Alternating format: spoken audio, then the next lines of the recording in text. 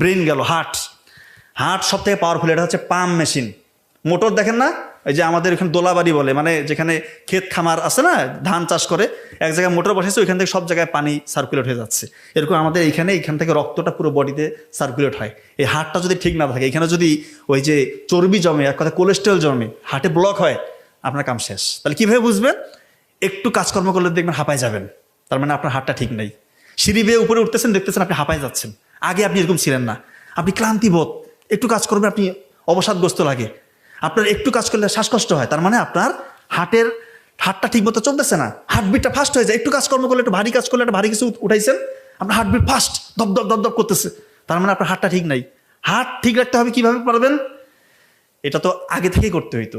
এক গামলা ভাত নিয়ে যদি বসে খান, আপনার হার্ট জীবনে ঠিক থাকবে না। ভাত খেতে হবে কম, শাকসবজি ফলমূল বেশি করে খেতে হবে, খাবারগুলো চিবিয়ে খেতে হবে। এখানেও রাতের ঘুমের খুব জরুরি একটা ব্যাপার আছে। রাতের